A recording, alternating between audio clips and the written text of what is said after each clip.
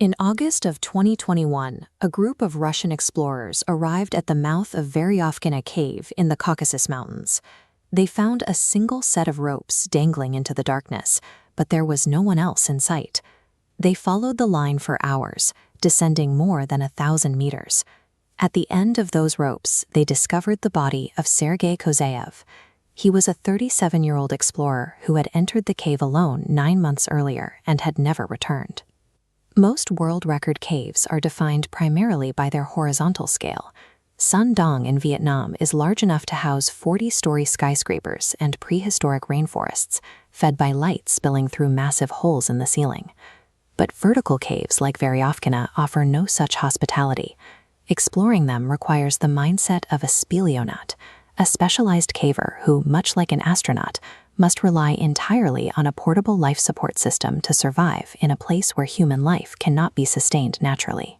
To reach the deepest points of our planet, explorers must commit to a total withdrawal from the surface, leaving behind the light, warmth, and open air of the world above.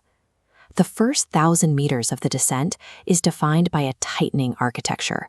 The cave aggressively compresses space, forcing the team to squeeze through rock chimneys and crevices that barely accommodate a human body.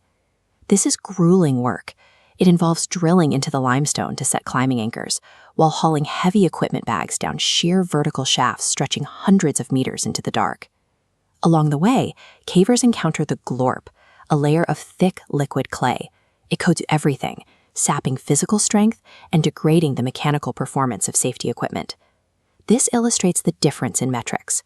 A cave's length is the sum of its branching tunnels, but depth is measured as a straight vertical line.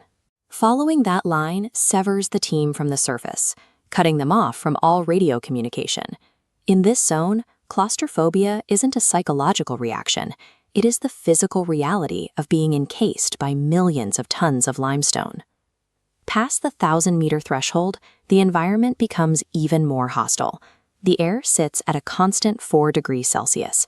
Combined with the damp conditions, this temperature triggers hypothermia within 30 minutes if an explorer lacks the proper thermal gear. The path is often blocked by a sump, a U-shaped passage filled entirely with water. To bypass these, technical divers must navigate through submerged, pitch-black tunnels with no clear idea of where they might emerge. The most lethal threat is the flood pulse. Rainwater builds intense pressure until it suddenly breaches the rock walls, violently flooding the lower chambers. A National Geographic team in Veryovkina experienced this firsthand. As a flood pulse surged through the cave, they were forced to abandon their gear and frantically climb vertical ropes, while an avalanche of water drenched them with enough force to nearly pull them off their lines. Below the 1-kilometer mark, water ceases to be a resource for life and becomes a sudden, inescapable weapon.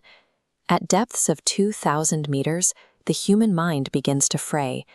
The cave offers total sensory deprivation, zero natural light, and a silence so profound it creates a sensation of pressure against the ears. Without the sun to provide a natural rhythm, circadian cycles collapse.